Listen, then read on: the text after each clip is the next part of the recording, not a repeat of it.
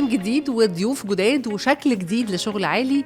تابعونا على كل منصات الديجيتال، سبسكرايب للشانلز بتاعتنا على يوتيوب وعلى كل الديجيتال بلاتفورمز، على فيسبوك وانستغرام وعلى تويتر وعلى لينكد ان، كمان على كل منصات البودكاست، ابل بودكاست، جوجل بودكاست وانغامي وسبوتيفاي. شغل عالي. Today we have a very special guest and we're honored to have him aboard, Mr. Jeremy Hopkins, Egypt, a UNICEF representative in Egypt. Jeremy, it's a real pleasure to have you with us and we're very happy to have you. Thank you. It's a pleasure to be here. I've heard that it's your first podcast experience as well. This is right? my first. I've listened to many podcasts. I'm a big fan of the model, but I've never been the subject of a podcast. So very exciting for me as well today. Okay, that's interesting for us because for today, you are the model that we're looking for. And we're looking that our viewers and listeners will have a lot.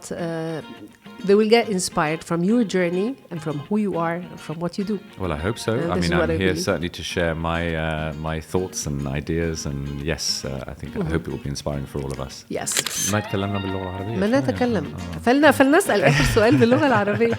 لو عن حاجة جدية يعني صعبة. I love your Arabic. Done. تتحرك يلا بينا. At first, when we speak about the UNICEF, Egypt representative of UNICEF, you're here for 3 years now.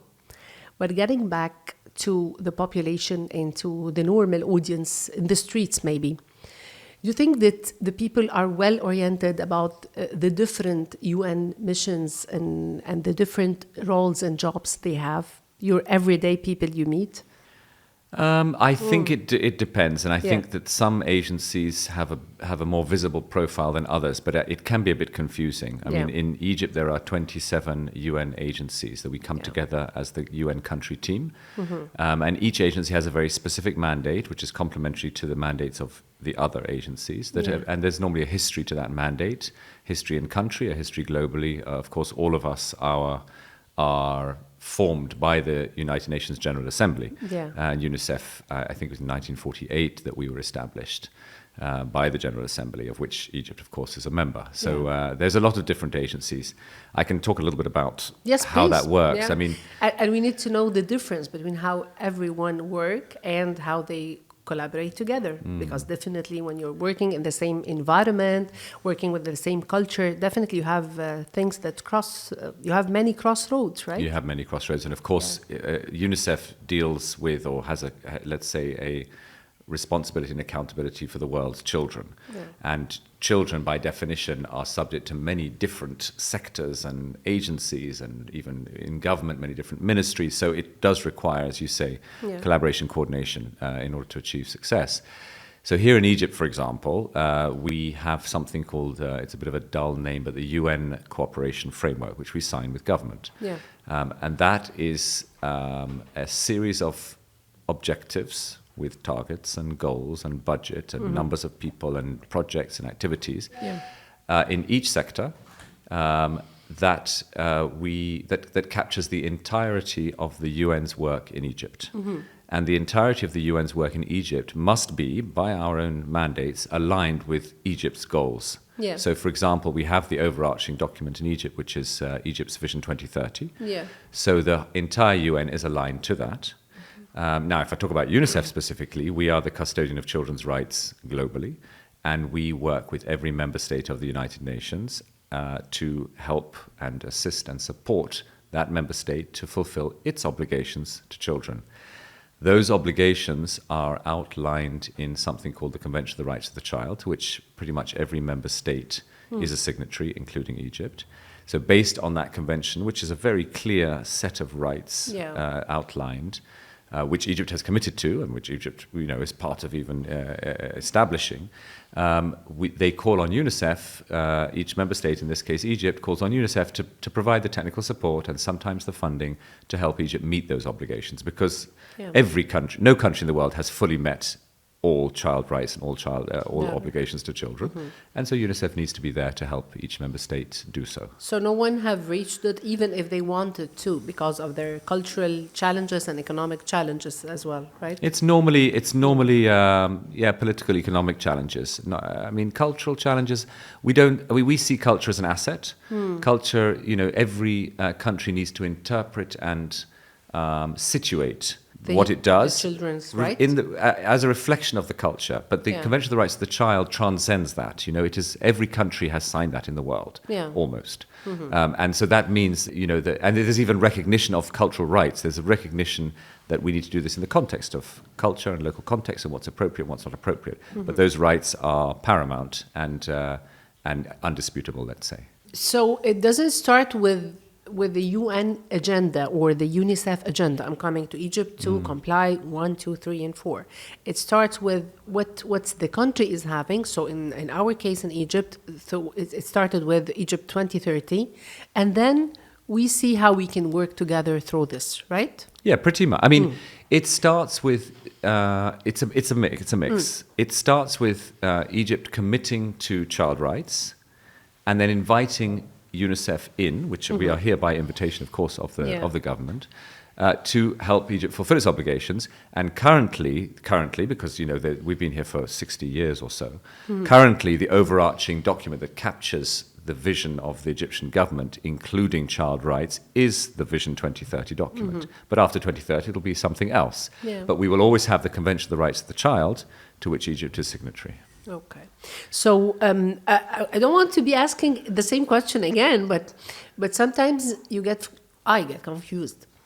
Before I started to be a professional working with the professionals like you, I was confused. What's the difference between UNICEF? What does it stands for? And UNAIDS, what this stands for? UN Women is clear, but what are the major differences and roles? Maybe UNAIDS is working with the mother and child that are suspected. They're removing the stigma from the mother and child that may be affected with AIDS or something. But what do you think how can we differentiate for everybody the difference between UNICEF and other main missions or agencies in Egypt? Yeah, so we have, I mean, there are many agencies, as we said. You say 27? Some of them, 27 here in Egypt. Egypt is an important country in the region. It is a regional hub, so that's why there are so many agencies here. But if you go to a smaller country, they won't all be there, but the key actors will be present. But we have what we call specialized agencies, normative agencies. You have funds, programs, and agencies, actually. UNICEF is technically a fund, which means it is there. We do not establish the technical norms. For example, in the health sector, it's WHO that establishes the technical norms. We help the government meet those standards vis-à-vis children. UNAIDS, for example, has a coordination mandate. So AIDS was a global crisis. It still is, but I mean, it's perhaps, let's say, less so than it was 20 years ago.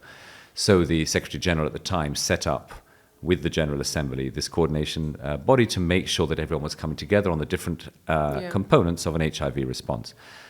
Food and Agriculture Organization is there with this specialized agency, there with technical expertise on agriculture.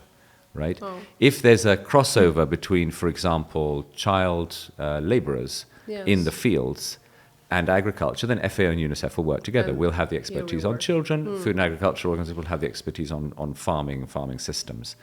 So each agency has its specific mandate, but we can only be successful if we work together. And that's why that cooperation framework that I mentioned that was signed beginning of last year, which is aligned with Egypt's Vision 2030. That's why that's so important, because it's the one place that brings together the comparative advantages of every agency and the technical expertise of every agency and the mandate of every agency.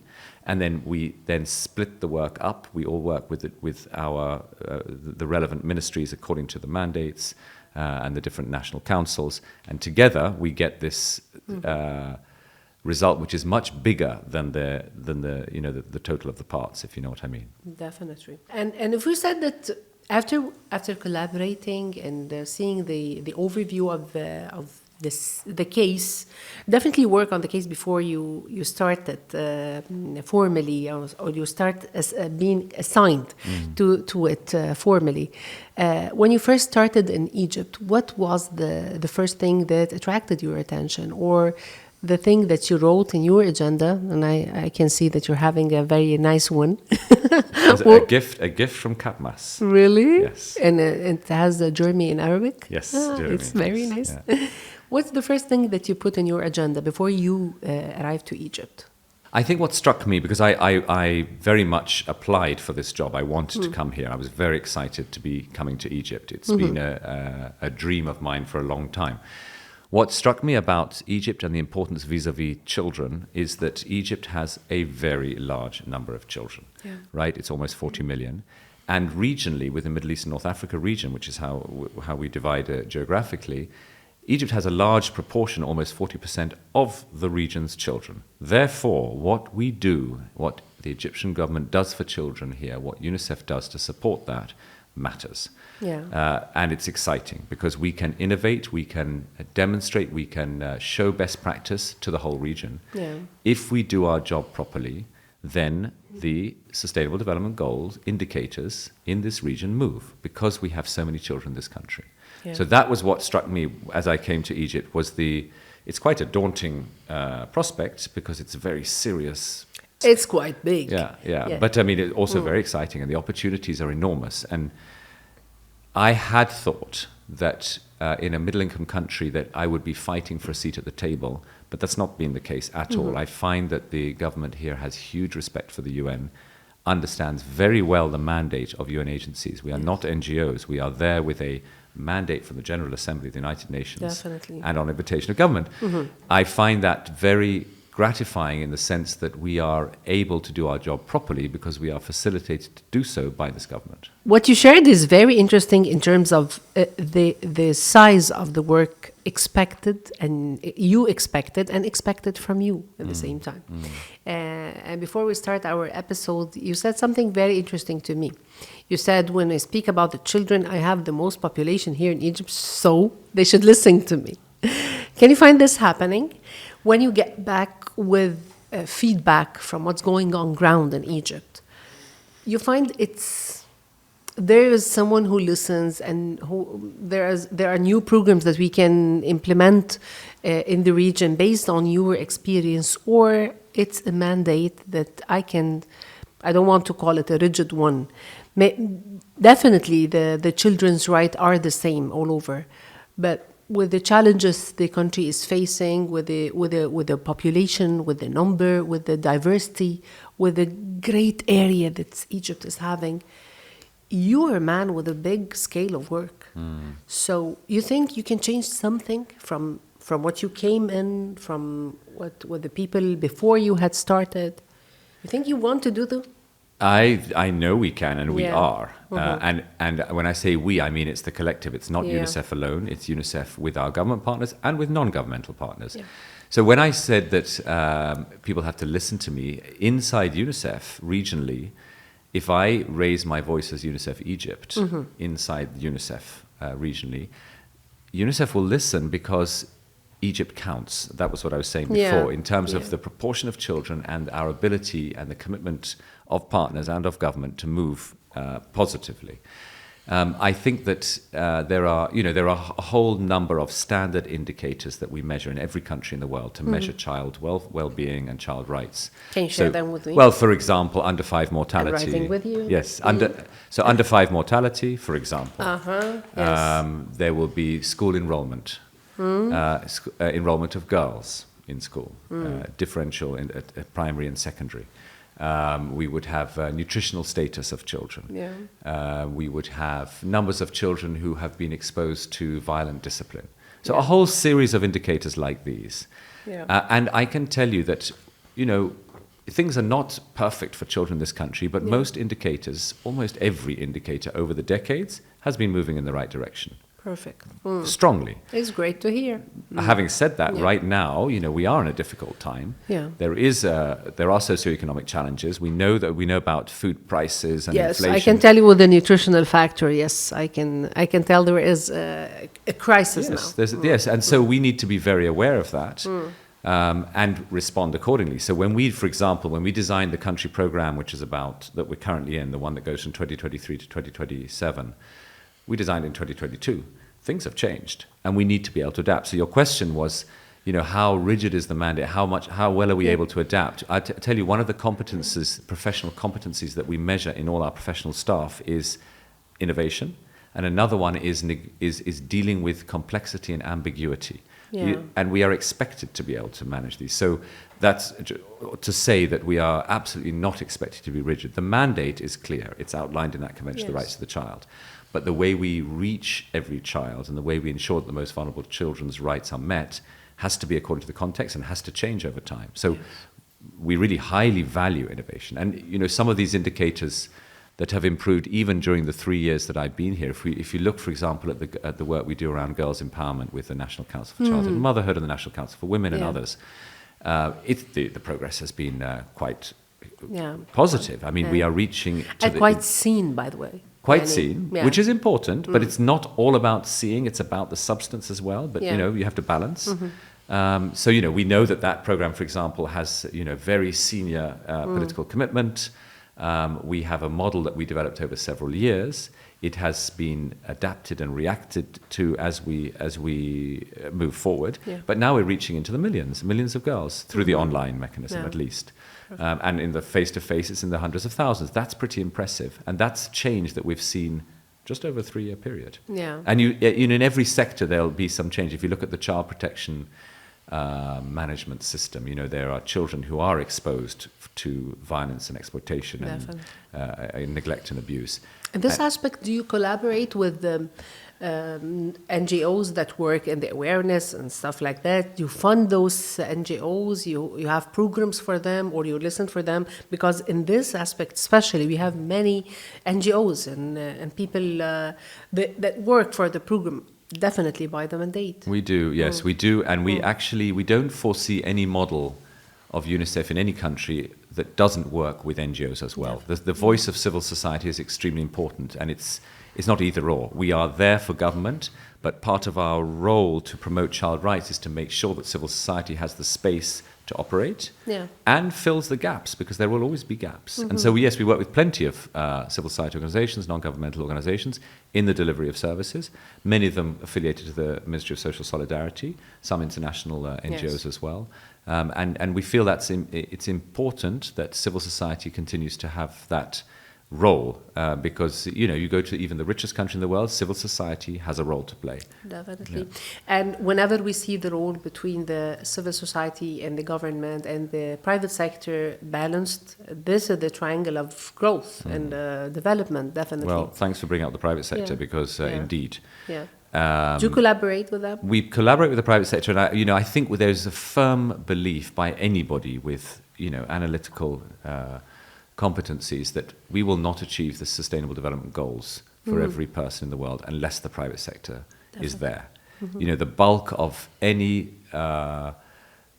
socio-economy and the direction that it's going in is related to the private sector. Of course, the government has a role to play in establishing the parameters and the ease of doing business, etc.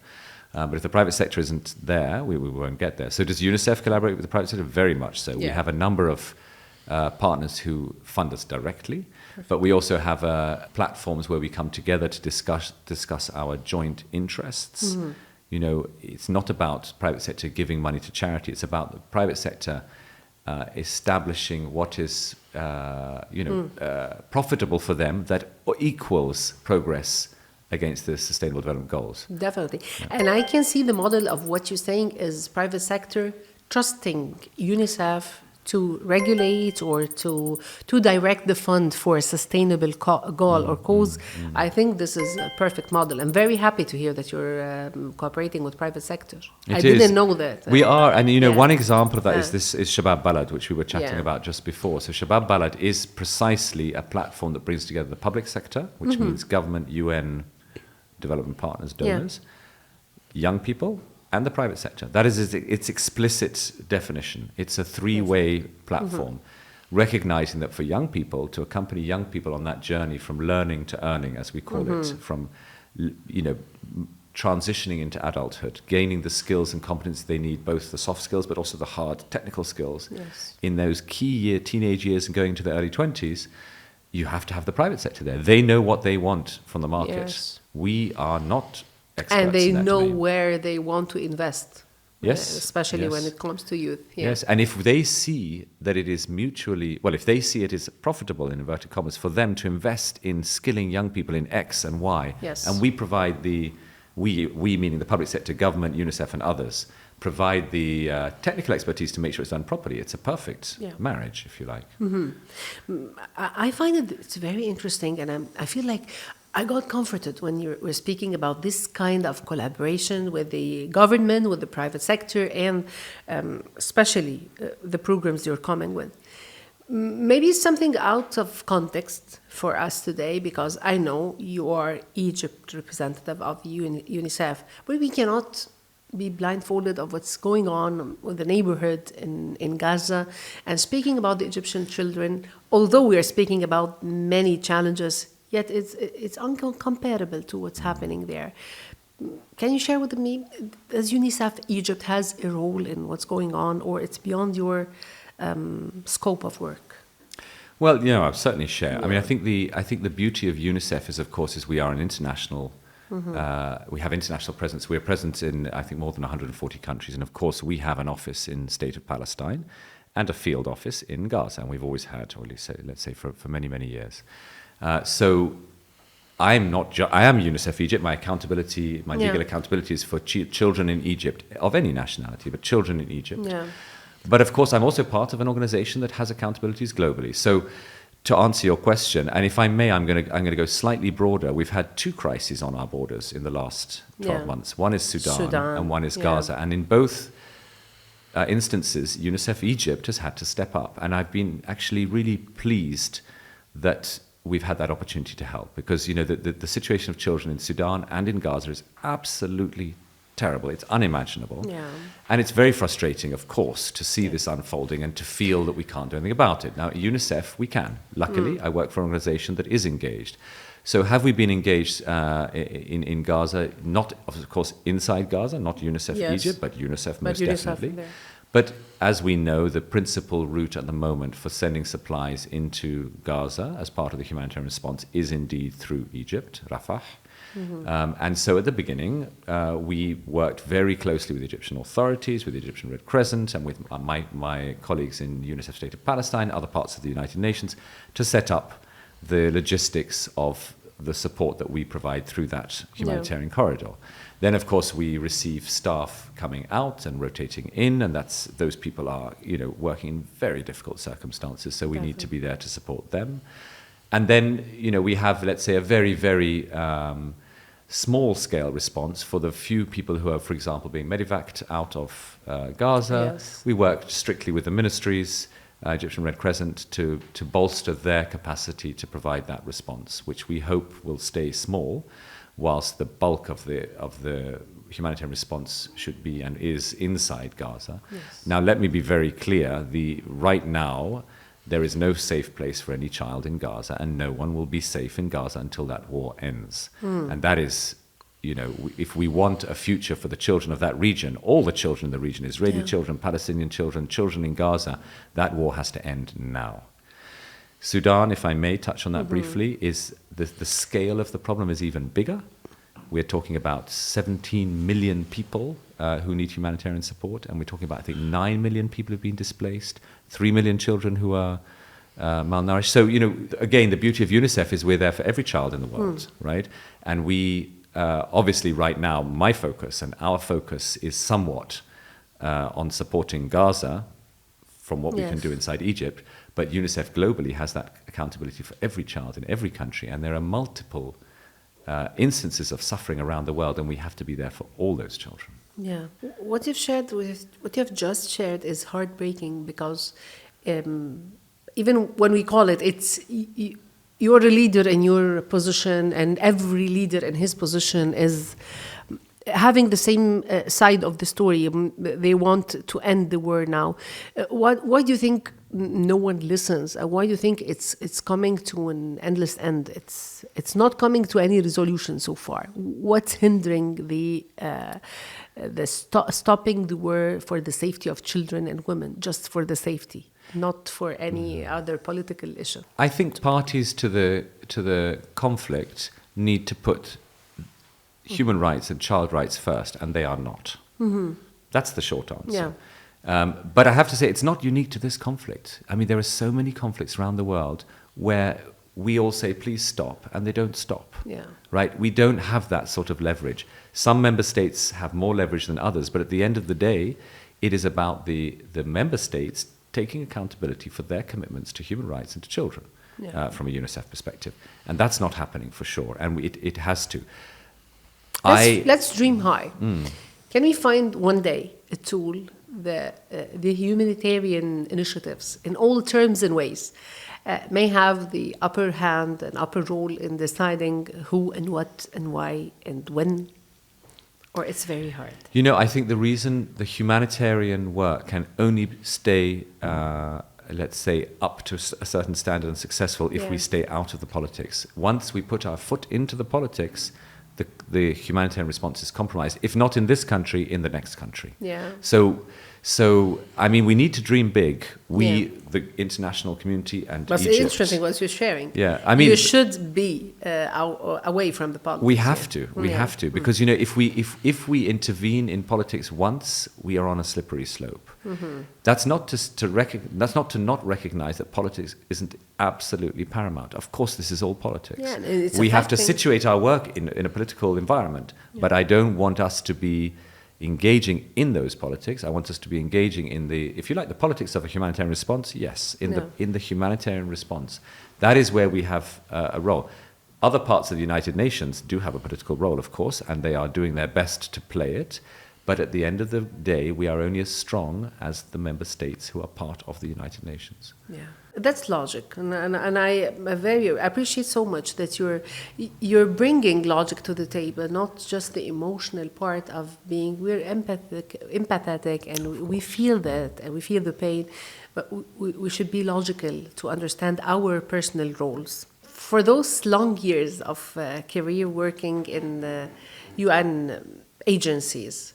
Can we go a little for your personal career life? Sure. Okay. Sure, yeah. So, Jeremy, you started your career. You are the real definition of a global citizen, by the way. I would love to share with our viewers and listeners the great combination we have. You were born in Kenya, or you have half Kenyan, half British? So right? I'm half Kenyan, half English. Yeah. I'm British national. Yeah. I was born in Switzerland. And I grew up in Italy, and I went to boarding school in England, and I went to university in Scotland. So, fairly mixed, but all for logical reasons at the time. You know, my parents were moving around a bit.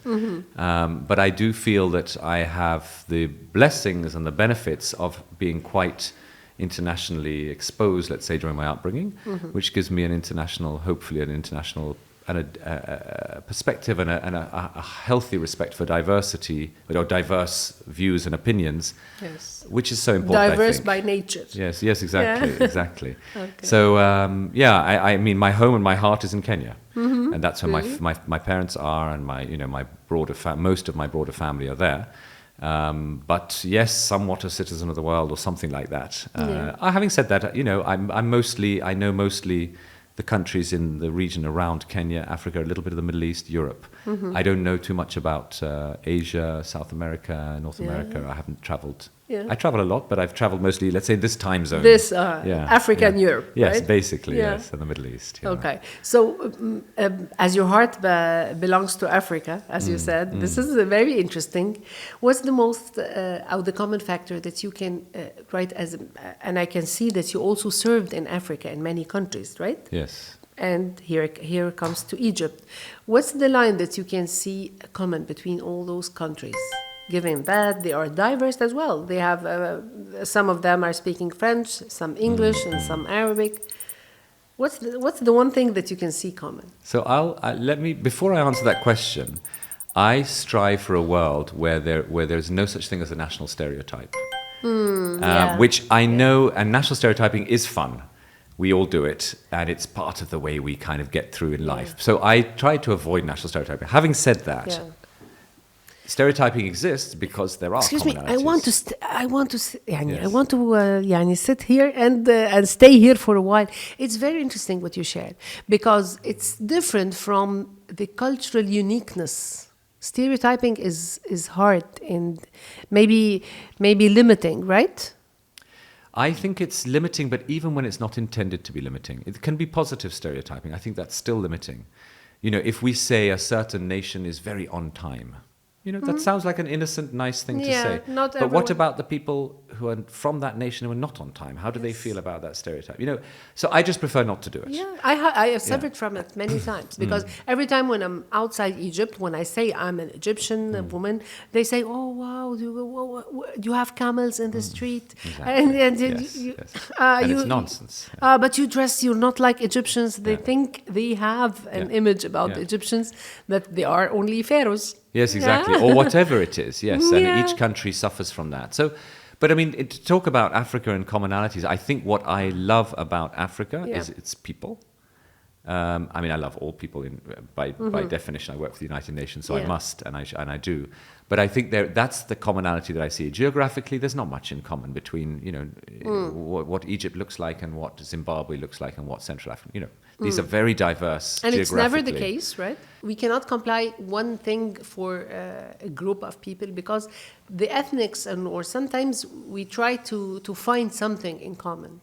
Maybe to unite us or not. You know, for nation building, it's important. Yeah. You know, so a country like Kenya, for example, it has, I think, 30-something different ethnic groups. It's very important to find a way to bring people together and coalesce around a national identity. You know, so of course I see the practical reasons for it, but I myself, perhaps because I don't fall under any particular definition of any particular group, I tend to push back, including in Egypt in my conversations with my friends. But I think Africa has its people are its biggest bonus. I mean, and I believe that moving forward, you know, we talk about the 21st century being Africa's century. I mean, Africa is going places. Yeah, I hope so. Yeah. What do you think have hindered Africa from going that places in the past decade? Not decades, more than. More than decades. Well, I mean, you know, the early 20th century, of course, was mostly defined by colonialism, right? Which, you know, we know is not a model that we can support or that yields benefit. I think since then, it's, you know, if we look at the longer span of history, it's only been 50 years or 70 years since colonialism, more or less, you know, ended in sub-Saharan Africa. So that's a very short time period. And I think now I don't think it's hinder. I think hinder is perhaps not the word I would use, but what has perhaps made progress slower than we would have liked, it's nation building, and it takes time. Yeah. You know, some European countries have had the benefit of 2,000 years or 1,000 years to build their nation. Trying to do it in 50 or 70 years is a challenge, and I think many countries have done well, some not so well. Yeah, being concerned with the main part of the future, a main component of the future, the children. Can you see or can you arrange the priorities of if you have the decision to change the face of a country? What are the main things that you would do with the children today? In Egypt or in general? In general. I mean, we're speaking Africa now. Yes, I'll go back to the Convention of the Rights of the Child. Every African nation has signed the Convention of the Rights of the Child. We do say the rights are indivisible and cannot be prioritized. That is the human rights language. Every time I try to prioritize, you say that. Yes. Okay. Yes. Very, however, I mean, one also has to be practical, and I think that if you look at those child indicators I referred to earlier, there are sort of thresholds, over which it's considered an emergency or very serious or critical. So in a country where under 5 mortality is very high, then that's what you work on. If you have to prioritize, that's what you work on first. You're not ranking the rights. All the rights are the same, but you have to put your resources somewhere. So we talk about survival, thriving, and being protected. Those are, if you like, it's not official policy, but we talk. Every child has the right to survival, to thrive, and to be protected. Survival is the basics, right? Thriving means the education, which is also pretty basic. Give him the tools. And then protection is the more subtle protections that every girl needs. Growing up in a world that can be challenging to be a girl, or somebody who's suffering from abuse or neglect or exploitation. These more tricky issues. So that's kind of the gamut, let's say, of rights. I would prioritize according to the context of the country. And in Egypt, of course, we're a middle-income country. There are challenges, but a lot of the basic rights have been met. So we can work on the more difficult issues, the more subtle issues, the ones that require more technical expertise. Yes. And you find this is happening on ground, but maybe the population factor is something that hinders the progress and the speed of the progress.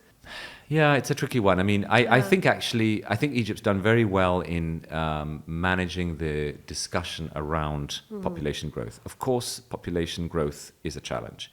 At the same time, young people are an enormous dividend and an enormous exciting potential for any country. And you see now, you look at, I don't know which countries, I don't want to name in case I get them wrong, but there are certain developed economies where the population has been weighted the wrong way, and now there's too many old people and not enough young people to keep the economy moving. Egypt has this opportunity still ahead of us to we call it reaping the youth dividend, if you like, because we have a high population growth right now, but there's no country in the world that has not been physically able to manage its population, and Egypt will be able to manage this growing population. I think they're doing the right thing to apply pressure to and provide policies to reduce the number of children per family, as long as it's a free choice, which it is. And we will see that. We'll see that going down. I think in free 20 choice years' time, for their rights, or for the children's rights, for them to grow up in a very well and balanced family, and this is what they deserve. Yes, and if each parent understands the risks of having more children, then they will choose to have less children. It's logical. It goes hand in hand with education, of course. So it's not part of the UNICEF work to educate the community about things relating to children's rights. You work directly with the children issues and tactics and programs. We work also at community level to make sure that people are aware of children's rights. It's actually extremely important. So for example, but I mean, maybe not just all children's rights. We'll focus on some. Right now, for example, in Egypt, we know very well that there is a large number of migrants and refugees, and amongst them, children. So we work at community level to explain to both the host community, which means Egyptians, and the refugee and migrant community, what are child rights? What is your right vis-a-vis education or health? So that kind of work we do absolutely at community level, either with an NGO partner, sometimes with government. We would look at, for example, girls' empowerment. It's very much a community-based approach.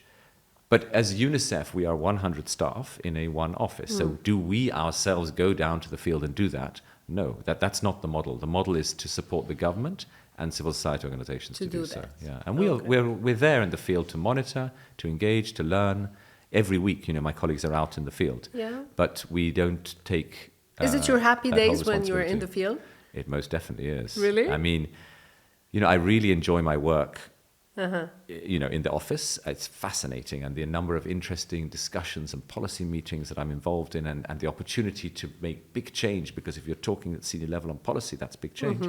But when I remember and remind myself to get out into the field, as we call it, and go into a village and talk to a normal person and meet his or her child and have a little conversation in my basic Arabic is extremely rewarding and very enjoyable. Yeah. And your face shined when you spoke about the field trips. Yes, you of know course, that? of course. I mean, these are the children that we're here to serve. Yeah. Yeah.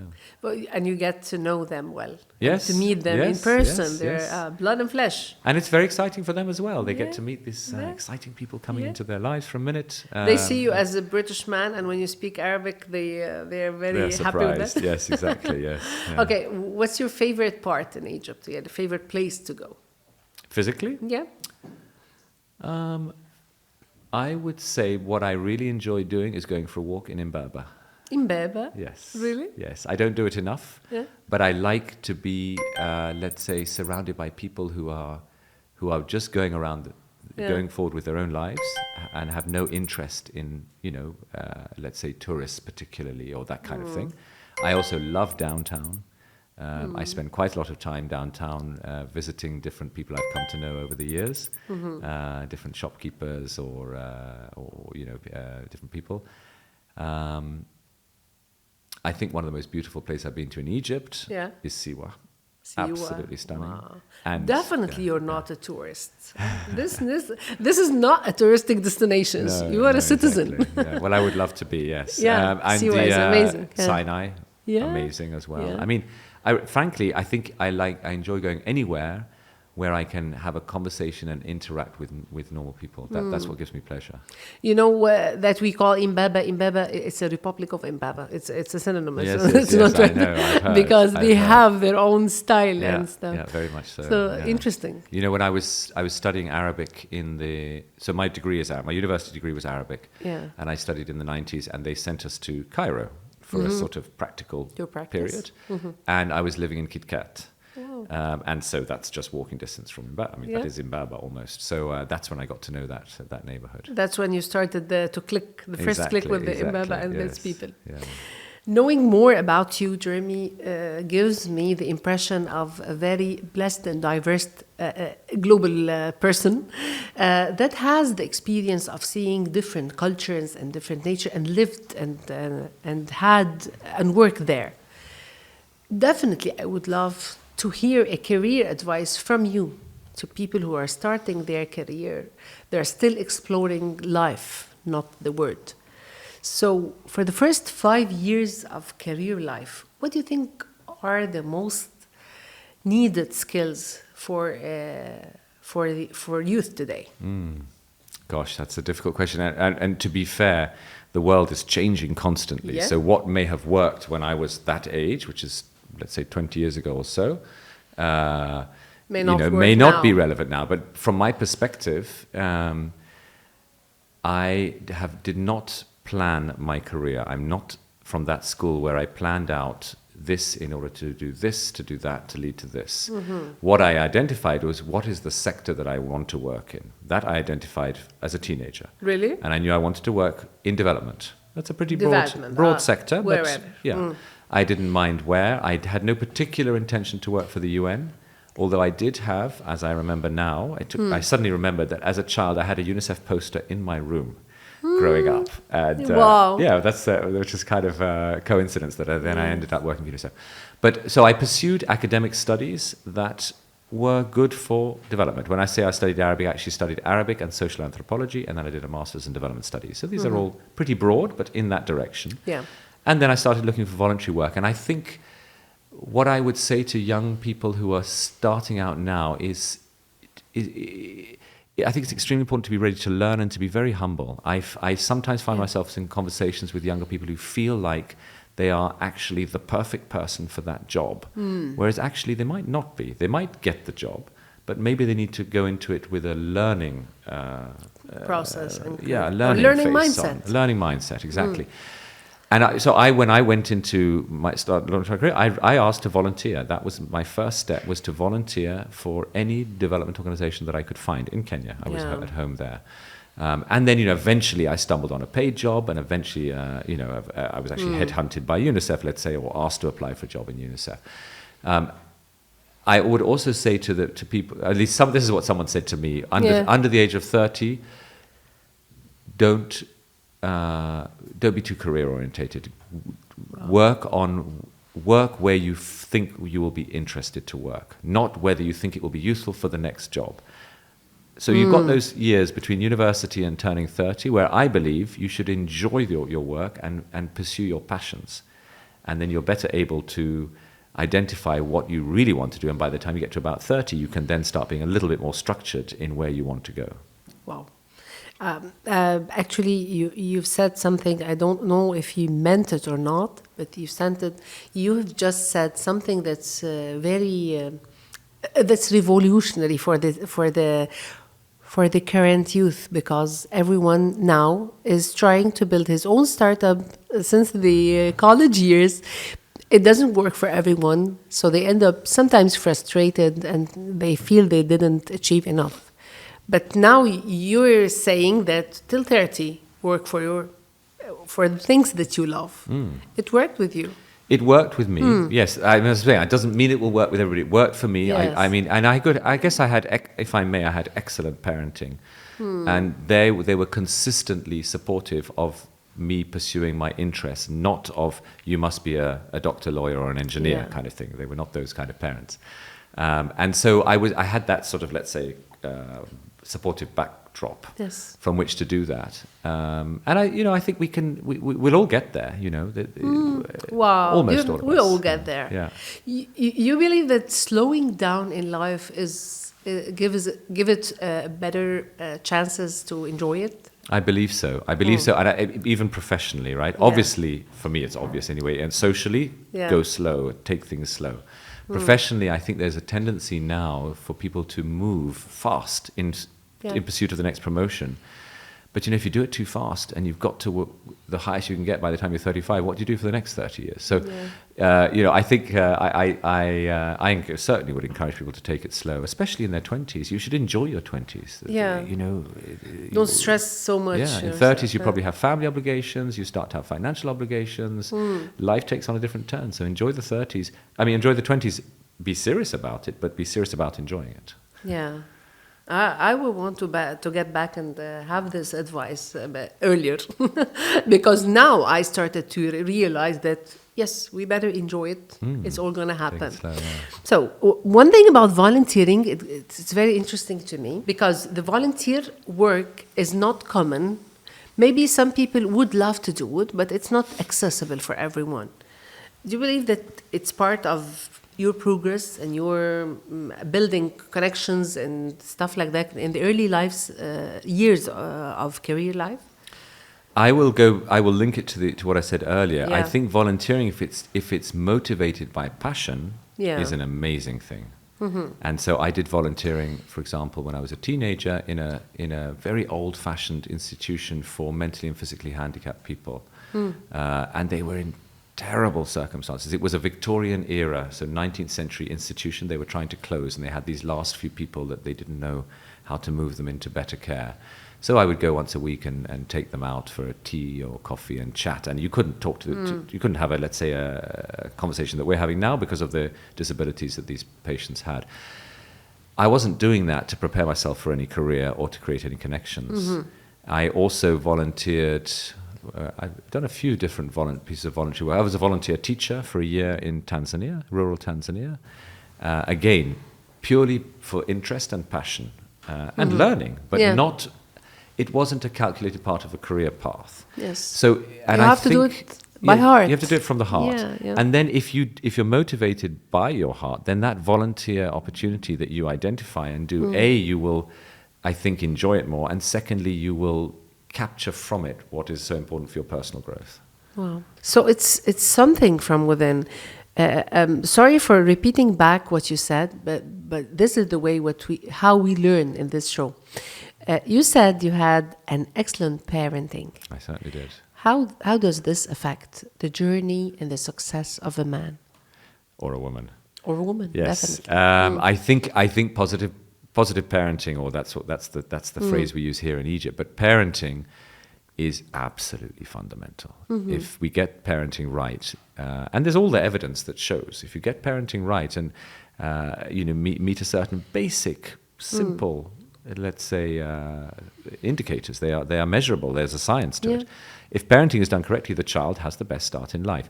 And, there's basic parenting, making sure that the child is well nourished and has sort of, daycare, nursery care in the early years and that kind of thing. But then there's also the let's say, the emotional parenting, which I think is extremely important. And I don't mean smother your child with emotion and care. Yeah. I just mean the balance, getting the balance right. parenting, And I think if you look at most people who have done well in their lives, it's at least in part thanks to good parenting. Not always, and that's not to say you can't do well without good parenting. Yes, because I was going to ask you about this. Because what if I didn't have this privilege or chance? So, is a self-made man or a woman it really exists? Because for myself, I don't really think we're ever self-made.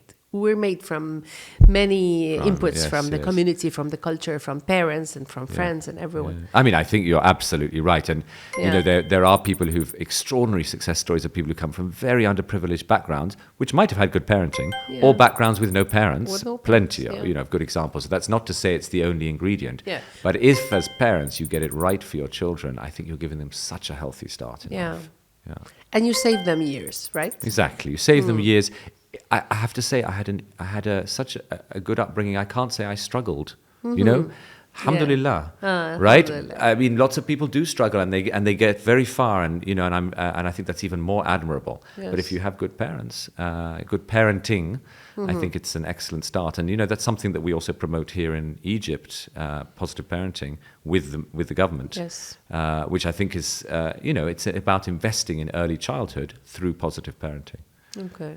I don't want to finish that, but before it comes to an end, we usually have something with our special guests like you that we invite them to announce a collaboration, an opportunity, a volunteer activity, whatever you can share for the coming generation or the youth listening to us, because we're very blessed that most of our viewers and listeners are on their 20s, that you just advised us to enjoy it to the max.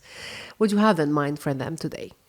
Well, I would mention again Shabab Balad. I think that's a platform which I would like young people who are listening, I'd like you to stay tuned, if you like. It's a collaboration that we hope which will bring skilling and learning, online skilling and learning to young people, and volunteering opportunities. So I think that's quite exciting. Yeah. I can't say that it's up and running at full capacity yet. This is very much done as a joint collaborative effort between the UN, government, private sector, and young people.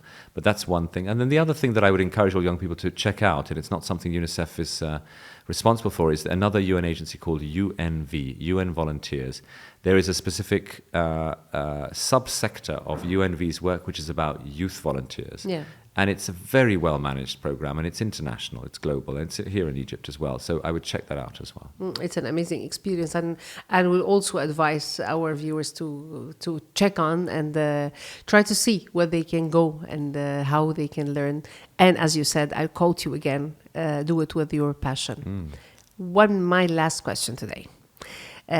When you write about yourself, you write a very interesting sentence to me when you said, fix my part of the word, right? Am I saying it right?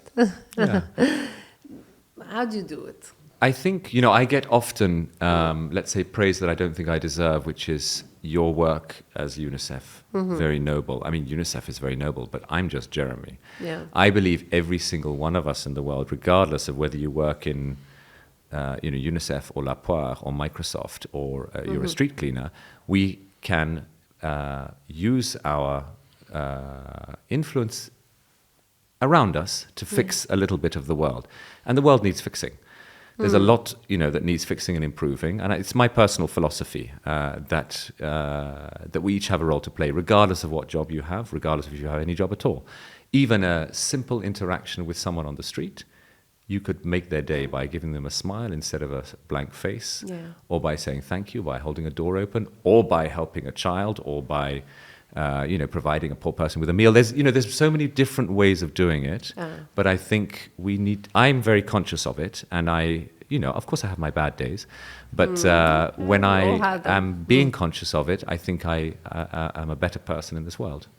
Oh. Thank you, Jeremy. You held us through a journey of learning and inspiring and very mind